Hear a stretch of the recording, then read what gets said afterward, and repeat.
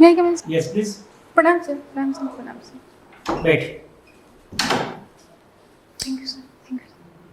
तो सूरज कुमारी जी, जैसा कि आप जानते हैं कोविड-19 का फेज चल रहा है, इसलिए उसके प्रोटोकॉल को पालन करते हुए आपकी कुर्सी को पर्याप्त दूरी पर रखी गई है ताकि आपको किसी तरह का और हमें किसी तरह का इन्फेक्शन ना हो। इसलिए जब हम बात नहीं करते हैं तो मास्क पहन लेते हैं, अदरवाइज़ बात करते समय हमको कोई बात नहीं। अच्छा ये बताइए कि आप अपना एक ऐसा संक्षिप्त परिचय दीजिए जिसमें ना आपका नाम का उल्लेख हो, न जाति का, न धर्म का, और इसके बाद एक संक्षिप्त परिचय दीजिए ताकि हम उस परिचय का उपयोग आपके व्यक्तित्व परीक्षण में कर सकें। प्लीज़। सर मैंने अपनी प्रारंभिक शिक्षा गाँव से ही संपन्न की है और उसके बाद स्नातक मैंने 8 विषयों में अपने ज़िले के कॉलेज से किया है, एनपीजी कॉलेज। और सर फिर उसके बाद मैंने टीचिंग लाइन में जाने के लिए बीएड किया और 2018 यूपीपीसीएस में मेरा सहायक जिला रोजगार सहायता अधिकारी के पद पे चयन हो चुका है, लेकिन ज्वाइनिंग नहीं हुई है अभी। अच्छा, ठीक है। तो आपने ग्रेजुएशन किस सब्जेक्ट में किया था? Sir sociology. सोशियोलॉजी में आपने ग्रेजुएशन किया और आप हिंदी साहित्य आपका ऑप्शनल है जी ना? सर। और बीएड करके आप टीचर कर, देखिए बीएड अब टीचर हैं, बीएड में पढ़ाया जाता है लर्निंग के 3 मेथड हैं। एक को हम कहते हैं लर्निंग बाय इंसाइट, दूसरे को कहते हैं लर्निंग ट्रायल एंड एरर, और तीसरे को कहते हैं लर्निंग बाय कंडीशनिंग, जो आप सबसे ज़्यादा आप टीचर के रूप में लर्निंग बाय कंडीशनिंग कर रहे हैं। जी। सपोज आप बागपत जिला के एसडीएम हैं और वहाँ पे आपको जितने भी महिला से जुड़ा हुआ प्रोग्राम है, पॉलिसीज़ है, उसको आपको समझाना है जी सर। लोगों को। तो बताइए आप कौन सा मेथड यूज करेंगे लर्निंग का? Learning by insight, learning by trial and error और लर्निंग बाय कंडीशनिंग, किसका इस्तेमाल करेंगे? सर तीसरा वाला करूँगी। कंडीशनिंग का करेंगे। किस तरीके से करेंगे बताइए, प्रोसेस बताइए। सर सबसे पहले तो वहाँ की स्थिति देखेंगे हम, फिर समझेंगे कि किस तरह वहाँ पे शिक्षा का विकास नहीं हो पा रहा है और मुझे किस तरह से पहुँचाना है। अगर दिखता है कि हाँ स्कूल या फिर अवेयरनेस कम है, इंफ्रा कम है, या फिर वहाँ पे अच्छा, लर्निंग बाय कंडीशनिंग हमें आपको कंडीशंस करने के लिए इन्वायरमेंट को कंट्रोल करते हैं, तो क्या आपका अप्रोच रहेगा? पर्सन टू पर्सन कांटेक्ट करेंगे या ग्रुप में कांटेक्ट करेंगे? क्या कांटेक्ट? सर जैसे स्थिति होगी सर, जहाँ पे आवश्यकता होगी व्यक्ति से संपर्क भी किया जाएगा और सर ठीक है, आवश्यकता आपका के। हिंदी लिटरेचर है। जी सर। सिद्धि हेतु स्वामी गए यह गौरव की बात, पर चोरी चोरी गए यह बड़ा व्यवघात। कह तो क्या वो अपनी पतवादा ही पाते, सखवी मुझसे कह कर जाते। ये आपको ऑप्शनल में पढ़ना है। बताइए किसकी कविता है? सॉरी नहीं। आपको नहीं पता? जी सर सॉरी, याद नहीं आ रहा। याद नहीं आ रहा। हिमाद्री तुरंग श्रृंग से प्रबुद्ध शुद्ध भारती, स्वप्रभा सुभद्रा स्वतंत्रता पुकारती, किसकी कविता है? सर जय शंकर प्रसाद। बताइए इसमें आपको किस प्रकार का रस है? सर वीर रस। वीर रस। जयशंकर प्रसाद की कविताओं में तत्सम शब्द का बहुत ज़्यादा उपयोग होता है, जैसा कि इसमें आपने देखा। बताइए क्या वजह है तत्सम शब्द का बहुत उपयोग होने का, क्या वजह है? सर एक तो उनके जो नाटक या फिर जो कविताएं होती हैं लंबी, तो उनमें सर उन्होंने ऐतिहासिक और पौराणिक विषय वस्तु को लिया है। इस संबंध में एक तो उनकी जो भाषा है तत्समनिष्ठ हो जाती है। सर दूसरा है कि जो उन पात्रों का जिस तरह से चित्रण होता है, उन्हीं के आधार पर उनको भी करना पड़ा है। जो बताइए आप गांव से संबंध रखती हैं, परिवेश भी आपका गांव का, ऑक्यूपेशन फादर का फार्मर है, आप प्रेमचंद आपने पढ़ा गोदान। बताइए आपके गांव में किस कैरेक्टर, कौन सा कैरेक्टर जो है वो कम होता चला जा रहा है और कौन सा कैरेक्टर बढ़ रहा है? मिस मालती, मिस्टर मेहता, गोबर, होरी, इनमें से कौन सा कैरेक्टर आपके गांव में उसकी संख्या बढ़ रही है और किसकी संख्या कम हो रही है? सर जिस तरह से मैं देखती हूँ तो होरी है करेक्टर एक, तो उसकी संख्या अभी भी बढ़ ही रही है। और सर जैसे देखा जा रहा है कि शहरों की ओर पलायन जो गोबर ने किया था, तो सर उस तरह भी उतनी मात्रा में नहीं देखा जा रहा है। अगर भी हो भी रहा है तो मजबूरी बस हो रहा है। Good, very good, okay, thank you. Suraj Kumari ji, पहले तो आपसे मैं ये जानना चाहूँगा कि आपकी जो हाई स्कूल है या इंटरमीडिएट है आपने गांव से किया है, उसके बाद आप आगरा यूनिवर्सिटी से आपने ग्रेजुएशन किया, सर उसी से संबंधित कॉलेज है, एनपीजी कॉलेज, वहाँ से किया है।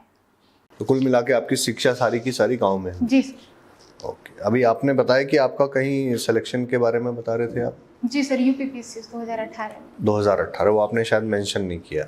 सर ज्वाइनिंग नहीं हुई है, इस वजह से नहीं किया था। सिलेक्शन तो हो गया जी सर। है ना? चलिए मेंशन कीजिएगा उसको कि आप सेलेक्ट हो चुके हैं कहीं पे।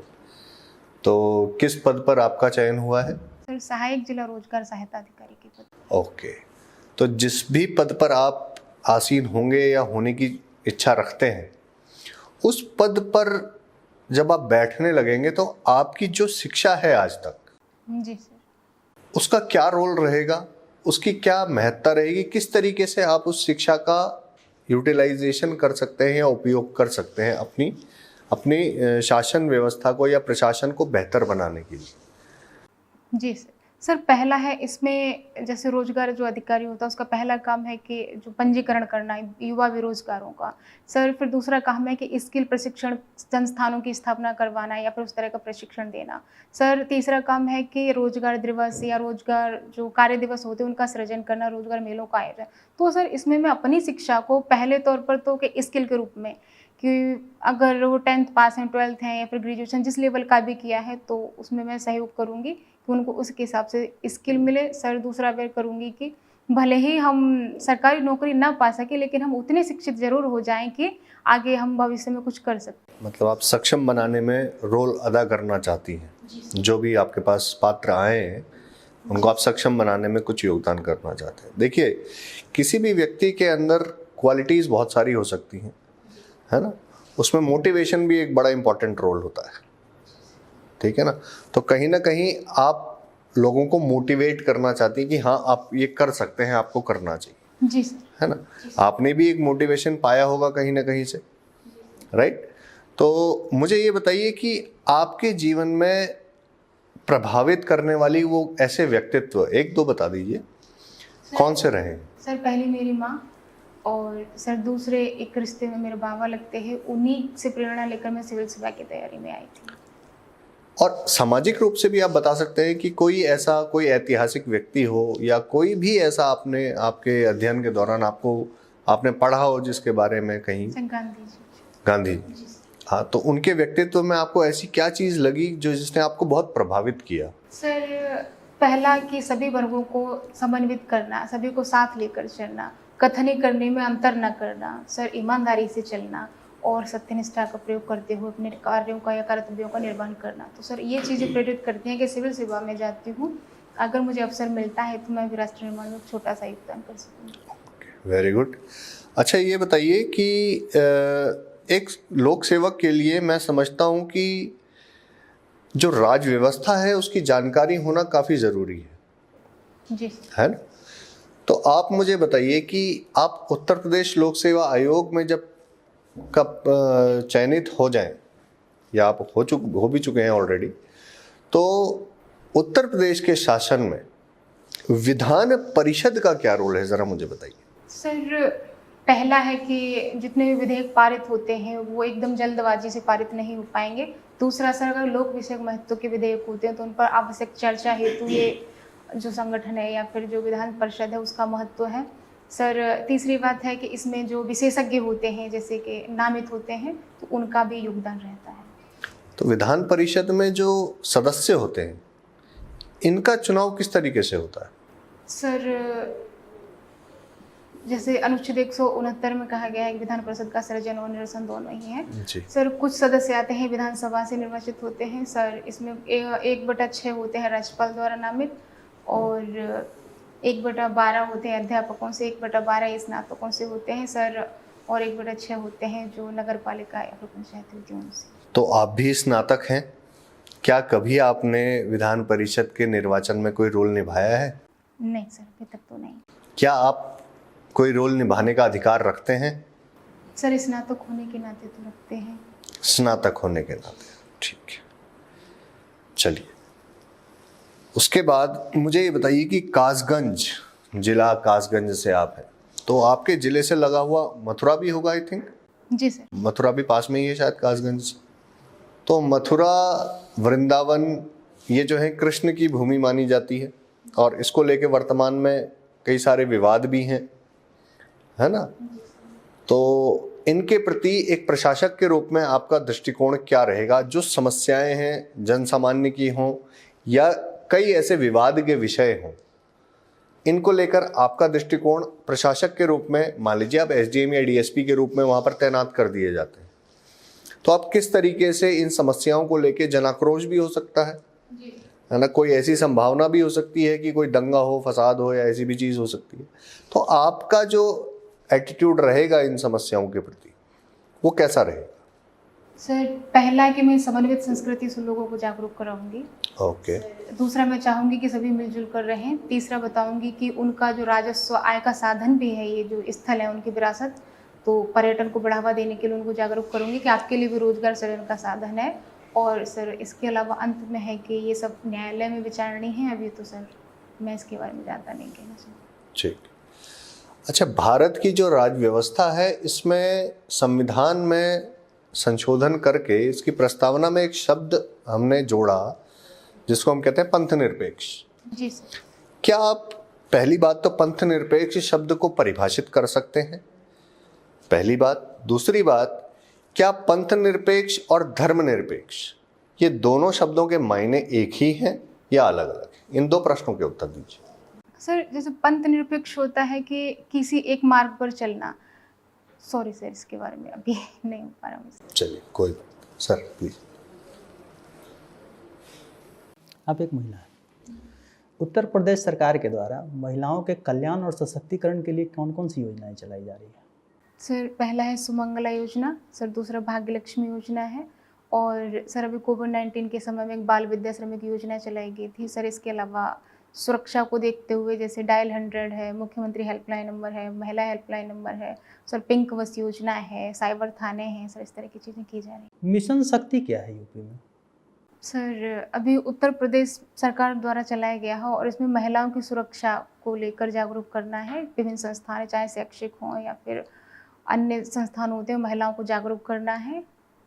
और सर अच्छा एक चीज़ बताइए, हम अगर देखें तो सीमा पार आतंकवाद को लेकर के भारत त्रस्त रहा है, जी सर, है ना? और उसके अलावा अगर देखें तो आंतरिक सुरक्षा को लेकर के भी नक्सलवाद, उग्रवाद से हम त्रस्त रहे हैं, ठीक है? क्या फ़र्क है तीनों में, नक्सलवाद, उग्रवाद और आतंकवाद में क्या अंतर है? सर अगर नक्सलवाद को देखें तो हम जैसे सामाजिक आर्थिक विषमता से ये उत्पन्न हुआ है, और सर वहीं आतंकवाद को देखते हैं तो सर एक तरह से ये विकृत सोच का परिणाम है जो भया दोहन करके अपना जो मार्ग है या फिर अपने जो नियम है वो फॉलो करवाना चाहते हैं।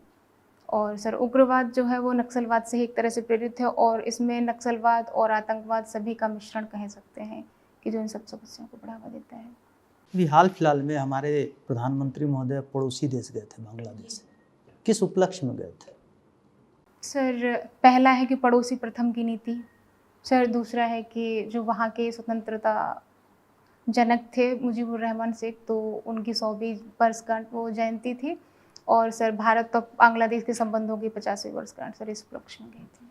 क्या कुछ मुद्दे थे जिन पे बायलैटरल डायलॉग हुए हैं, कुछ समझौते हुए हैं, बता सकते हैं कुछ? जी सर जैसे सिलीगुड़ी और ढाका के लिए रेल परियोजना की बात की गई है सर। फिर 12 लाख कोविड जो वैक्सीन है वो दिया गया है भारत की तरफ से। सर इसके अलावा बोला गया मांगला चटगांव बंदर का जो है उसका पुनरुद्धार या फिर निर्माण अच्छे से किया जाएगा। और सर इसके अलावा जो अन्य आर्थिक संबंध हैं और LNG टर्मिनल है या फिर पावर प्लांट लगाने की बात की गई है। अच्छा, कुछ दिन पहले ट्रिपल तलाक का मुद्दा बहुत चर्चा में रहा, उस पर सुप्रीम कोर्ट, है ना, उस पर डिसीजन से भी आए। क्या इससे क्या कह सकते हैं, इसको आप सामाजिक बुराई कह सकते हैं, इसको ख़त्म कर देने से क्या मुस्लिम महिलाओं की स्थिति में वाकई सुधार आ जाएगा? सर पहली बात तो ये एक प्रयास है, एक कदम है शुरुआत का। सर प्रयास अन्य भी होने चाहिए, लेकिन महिलाएं मुस्लिम जो जागरूक हुई हैं इसके प्रति, कहीं ना कहीं उनको लगता है कि उनके भी अधिकार हैं, अधिकारों को हनन होता है, तो सर इससे वो कहीं ना कहीं निजात पा रही हैं। और सर आगे शिक्षा है या फिर स्किल है या फिर अन्य जो समान अवसर है उनको देने की भी आवश्यकता है। अभी विश्व जो है एक बहुत बड़ी महामारी से त्रस्त है जी सर। और सारे चाहे डेवलप्ड नेशन हो या डेवलपिंग नेशन हो, सबकी अर्थव्यवस्था की स्थिति डावाडोल हुई। जी सर। क्या हम मान सकते हैं कि इस आपदा ने भारत को एक अवसर प्रदान किया है कि वो विश्व की व्यवस्था में अपना एक महत्वपूर्ण भूमिका अदा करे?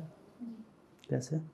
सर पहला है कि जिस तरह से भारत ने जो चिकित्सा कूटनीति हो उसके तहत संपूर्ण विश्व को अपने सॉफ्ट पावर के रूप में बढ़ाने में इस दिशा में योगदान दिया है। सर दूसरा है कि भारत का जो विनिर्माण क्षेत्र है उसको बढ़ावा दिया है सर, जैसे स्वास्थ्य में पीपीई किट हो गया, मास्क हो गया, वैक्सीन हो गया सर। फिर तीसरा है इसके तहत कि जिस तरह से भारत ने सहयोग दिया है विश्व बंधुत्व या फिर जो पुरानी उसकी नीति थी पंचशील समझौता, उसकी तरफ पुनः बढ़ रहा है भारत। और सर जैसे यूएनएससी होती है या एनएसजी है, इसमें स्थायी सदस्यता के लिए भी संपूर्ण विश्व का समर्थन हासिल कर रहा है। तो कह सकते हैं कि 21वीं सदी में भारत को एक अच्छा अवसर मिला है इस रूप। मेरा लास्ट प्रश्न है, क्या दक्षिण एशिया में सार्क की महत्ता अब भी कायम है? जी सर, पर इसमें कुछ कमियां हैं, उनमें सुधार करने की भी आवश्यकता है। कैसे? सर जैसे कुछ सदस्य हैं पाकिस्तान, तो वो अभी सहयोग नहीं कर रहा है, तो उसको कहीं ना कहीं वार्ता या सहयोग के टेबल पर लाना आवश्यक है। सर दूसरी चीज़ें हैं इसमें जैसे कि जलवायु परिवर्तन है, सीमा विवाद जैसी जनजातीय संघर्ष जैसी समस्याएं हैं, तो उनसे भी अभी निजात पाना आवश्यक है। और सर अगर हम इन मुद्दों पर कहीं ना कहीं विकास कर लेते हैं या फिर सहमति बन जाती है तो ये अभी भी हमारे लिए बहुत ही महत्वपूर्ण संगठन है। तो सूरज कुमारी जी, आप रोजगार अधिकारी हैं। भारत में जो बेरोजगार हैं, रोजगार हैं, उनकी एक प्रॉपर परिभाषा है। आप ये बताइए किसको हम एम्प्लॉयड बोलते हैं? भारत में किस व्यक्ति को हम डिफाइन करते हैं कि ये रोजगार में मतलब एम्प्लॉयड है?